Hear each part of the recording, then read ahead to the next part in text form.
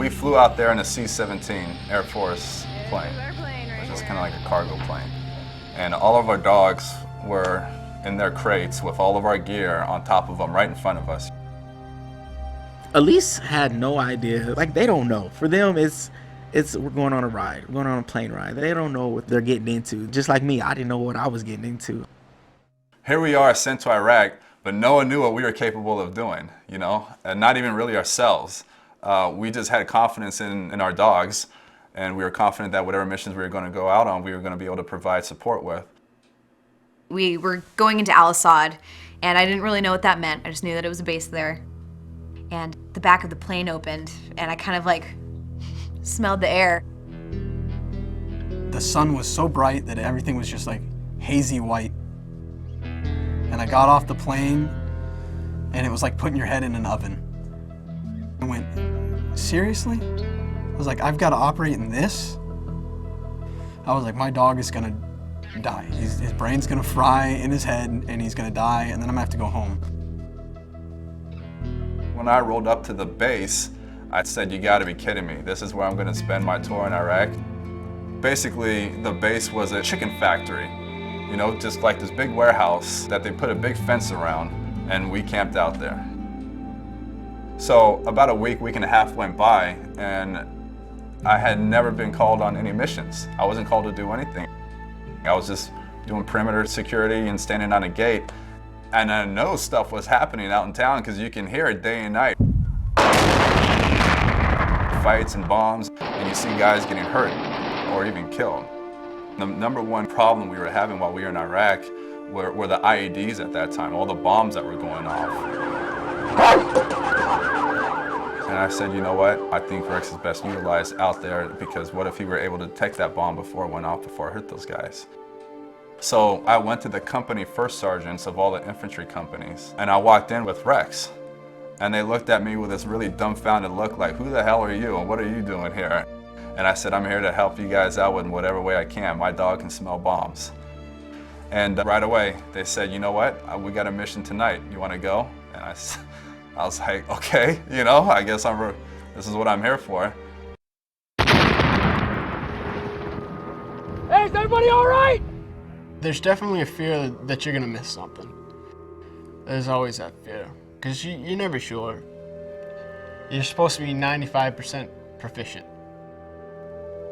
That means 95% of the time your dog's gonna find that bomb. Sorry, we got a hit on the right. He's not leaving it. And that's a requirement to be certified as a bomb dog handler. So there's always a 5% chance. There's a lot of times where you go out and you don't find anything. You don't find anything, and you're sitting there going, am I doing the right thing? Am I, you know, am I missing something? You know, is she not responding on something, or is, you know, maybe the odor different here and she doesn't recognize it? That's scary, not knowing where the bomb is and having your dog on a leash and just hoping to God that it's not too hot out and that the bomb is putting out a good odor so the dog can smell it. And I'll tell you what, like, there was a couple times where he actually would find, like, something, and I wouldn't even let him sit. Like, as soon as he found it, later, let's let the professional guys that do this for a living defuse the bomb. And it's extremely important to know everything about that dog. I could have a blindfold on and tell you when he was on odor because I could just hear his nose change. Just, you know, by the way he was smelling. He'd stop and get these quick sniffles really fast when he was on odor, and then he'd blow it out really fast. I was with a group of recon Marines, and they wanted to search a specific lot. It was like a car junkyard lot. And so I just kind of had her run around a little bit, and she kind of went and she started sniffing. She didn't sit, but she was just sniffing heavily in this one area. And I just said, hey, you know, can you start digging here? I want to see what's under here. That whole area ended up there was a box of Russian TNT and large mortars under there as well. And once they find something, it's reassuring to you, and then the other Marines that are with you are going, okay, well, at least I know I can trust her. She actually finds stuff. The K9 program has really evolved because it clicked in their heads, like, we have the dogs. Why not every patrol you go out? Why wouldn't you take a dog? You know, it's like going out on patrol without a rifle. You know, you wouldn't do that. They're tools that can't be replaced with anything else. The dogs have the ability to do things that we can't do with any man-made tool that we have.